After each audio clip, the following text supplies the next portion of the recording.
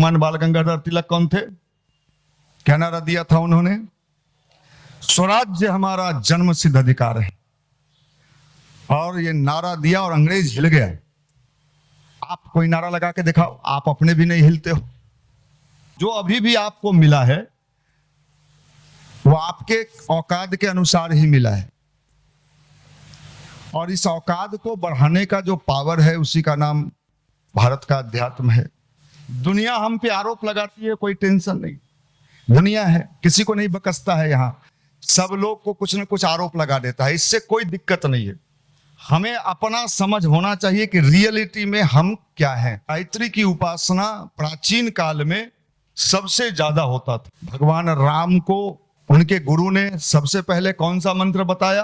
गायत्री बताया। भगवान कृष्ण को संदीपनी मुनि के आश्रम में सबसे पहले कौन मंत्र बताया? गायत्री मंत्र बताया। सारे लोग गायत्री का सहारा लिए।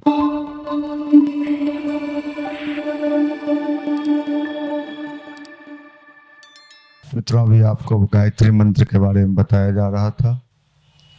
आप जानते हैं इस अनुष्ठान का महत्व क्या है? प्रकृति में इस समय एक विशेष समय होता है जो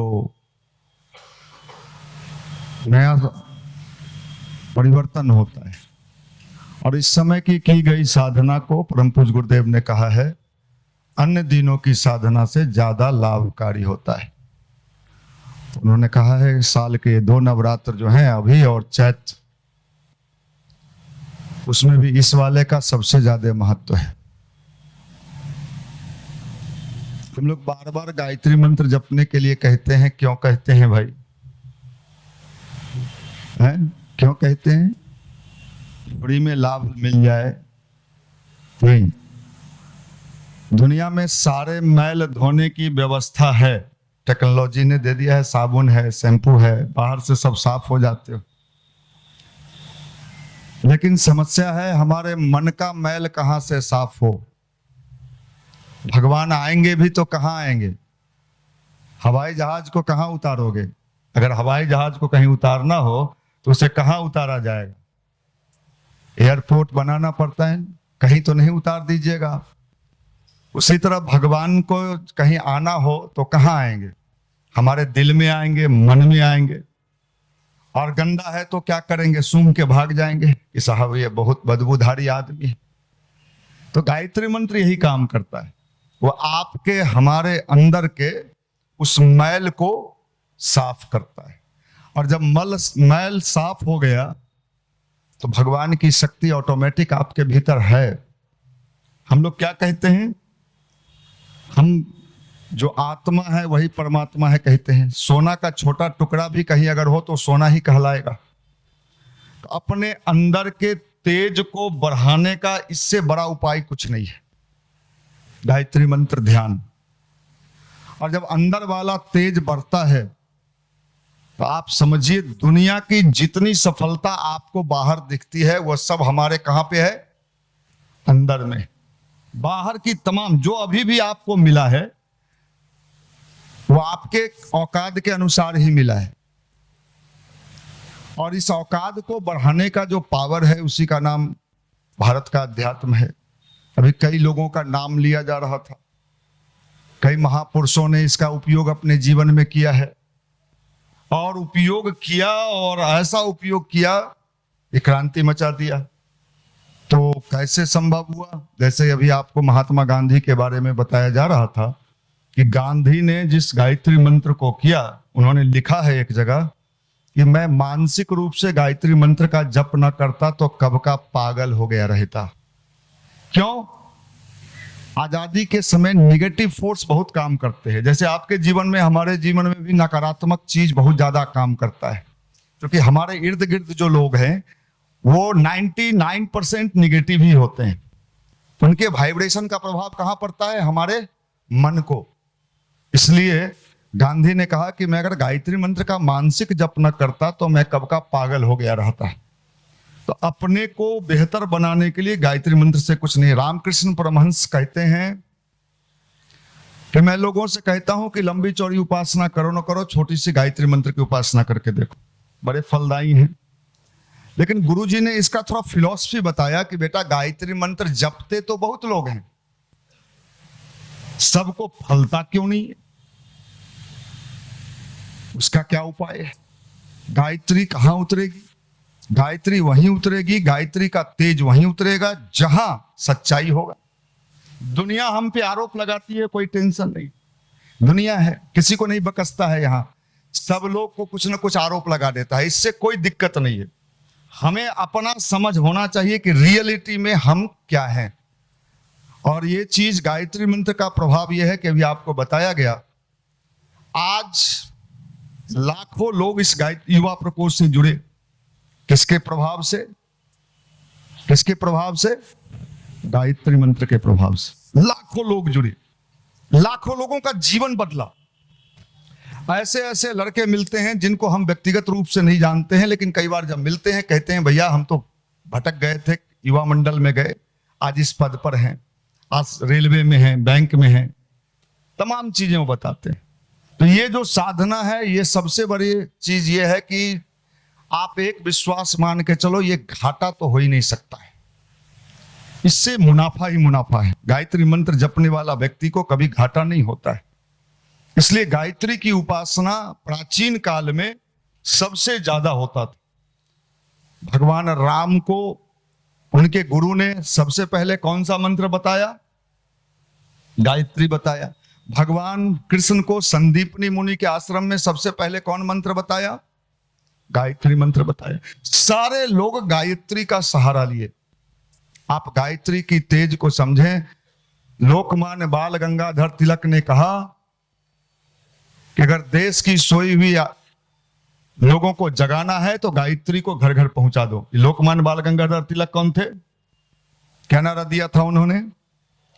स्वराज्य हमारा जन्म सिद्ध अधिकार है। और ये नारा दिया और अंग्रेज हिल गया। आप कोई नारा लगा के दिखाओ, आप अपने भी नहीं हिलते हो, आप नारा लगाओ। क्यों नहीं हिलते हो? क्योंकि आपके अंदर जो पावर होना चाहिए वो नहीं है। आप कहीं स्पीच दे दो, मैं चैलेंज करता हूं, बुरा मत मानना, मैं अपने अहंकार में नहीं बोलता हूं, मैं आपको कहीं जहां जहां हम लोग बोल के चले आते हैं, हाँ हुआ करते रहता है नया सब। कई जिला में अभी जाने का मौका, नया नया माल आता है, सब नया छोरा सब, अब वो हुआ करते रहता है। अगर आप में से किन्हीं को वहां हम खड़ा कर दें तो आपको देख के लुगदी फेंकने लगेगा। लेकिन साहब गायत्री का तेज जो होता है वो कितना भी उदंड क्यों ना हो, कितना भी, थोड़े देर में क्या होता है? शांत हो जाता। ये प्रभाव होता है। अभी मुंगेर के कार्यक्रम में मैं एक बार था, निशांत जी भी थे और लोग भी थे, सब जींस वाला छोरा सब झुल्फी उल्फी लिए हुए हुआ करने लगा। पीछे दो चार को खड़ा होके जाने लगा। अब उसको हम कहते हैं बैठ जाइए भाई साहब, आप भाई साहब है तो और कहता है अरे छोड़ा रे, कहा रे बैठ रे छोड़ा बैठ, बस तुरंत बैठ गया। अब ये क्या हुआ? उनको उन्हीं की भाषा में जवाब देनी पड़ती है। ये प्रवचन से युवा बदलता है। क्या छोरा बदलेगा? प्रवचन से। एक को ये गर्मी में सट के बैठल है, बताइए, ये प्रवचन से बदल के दिखा दीजिए हमरा। नहीं, बहुत फलना स्वामी जी के प्रवचन से, ये सब ये स्वामी के ऊपर के चीज है। ये प्रवचन से इतना पलथी मार के बैठल है और गेट पर भीड़ जमैले है, हम नहीं पूछते हैं। इसको ठोका गया है। एक बार मैं दिल्ली गया तो पत्रकारों ने पूछा कि आप बिहार में युवाओं को कैसे गायत्री साधना, कहे कि धोबी घाट देखे हैं? धोबी घाट में क्या होता है? कपड़ा लेता है और यहाँ धोया जाता है, रगड़ा जाता है। तो पीडीसी ये संडे वाले में आते हैं, जो नए लोग आए होंगे तो उनको आइडिया होगा। जब आता है नीचे तो वो आता है अकरन, अकड़ते हुए, ऐसे ऐसे करते हुए, प्रणाम भी ऐसे करेगा। और जैसे ही उसका सर्विसिंग कर देते हैं, जब निकलता है, क्या हुआ? उसके अंदर की जो गंदगी जो ऐठी था, ऐठन, हम बिहार में हमर मामू हाथी रख ले हो, आ तोरा कथी हो, हमरा तो साइकिलो नहीं हो, हवा निकल गलो। तो ये समझो गायत्री क्या करता है? परिवर्तन। लोग पूछेगा दिखा दीजिए, देखिए देवी जी लोग बैठी हुई हैं, ये लोग भी कम नहीं है, ये भी अपने आप में पूर्ण है। और कल से तो आप ही का पूजा भी होना है, लेकिन पूजा का लाज रखिएगा आप लोग भारतीय संस्कृति में। ऐसा नहीं कि किसी को पहाड़ से ठेल दीजिएगा। हाँ, भाई देखो, हमारी गायत्री उपासना, अगर गायत्री किसी की फलती है तो दिखनी चाहिए। करंट आया कि नहीं आया? नहीं भैया, वो गायत्री जपते हैं ना तो कई बार लगता है कि गिर गए। तू तो पहले से गिरल था रे, थोड़ा उठा के लाया गया था। गायत्री मतलब तेज, गायत्री मतलब ऊर्जा, गायत्री मतलब शक्ति। कई बार क्या होता है, हमारे भाई लोग जिले में प्रचार में जाते हैं तो प्रचार करते हैं, मनीष जी आ रहे हैं, बहुत बड़े आदमी हैं, साइंटिस्ट हैं, फलाना। झूठो, हम कुछ नहीं है भाई। क्या है बोले? वो पंचतंत्र के कहानी में घोड़ा गधा कबूतर के बता के कहानी सुनाया जाता है। अब सब देखता है, अब कभी कभी उतरे तो शरीर हमर दुबर पातर है, इसी को सब मनीष जी बुझ जाता है, मोट मोट सोट है, ये होगा। और वो कल्पना करता होगा जो मनीष जी मतलब गेंडा, पहलवान, मुंह भस्काल। लेकिन जब वो हमको देखता है तो थोड़ा देर सोचने लगता है। लेकिन जब जाते हैं वहां, हम भी गायत्री जपते हैं और एक एक को देखते हैं कि अच्छा झुल्फी वाला कितना बैठल है। ये लोग प्रवचन देता है और हम मन से छोड़ा सबको देखते रहते हैं कि एक्टिविटी। लेकिन देखिए साहब, गायत्री के प्रत्यक्ष चमत्कार हमने अपने जीवन में कई बार देखा है, कई बार देखा है, और उसका प्रभाव आपके जीवन में भी मिलेगा। इतना तो विश्वास रखिए कि जो व्यक्ति गायत्री की साधना करता है उसके जीवन में कभी रोटी दाल की समस्या, मैं ये नहीं कहता कि आप करोड़पति मुकेश अंबानी बन जाइएगा, लेकिन इतनी गारंटी निश्चित होती है कि गायत्री जपने वाला व्यक्ति, उसके जीवन में कभी भी वो संकट नहीं होता है जो आम लोगों के जीवन में होता है। मानसिक परेशानी आएगी भी तो टकरा के चली जाएगी। और इस विशेष समय में की गई साधना, नवरात्र के समय में, इसका तो आप पूछिए मत कितना बेनिफिट है।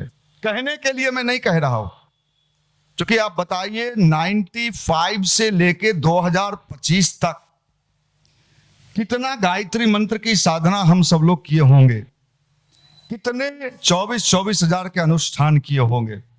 और उसका प्रत्यक्ष प्रमाण है कि कभी भटके नहीं, शुरू किए तो कभी हटे नहीं।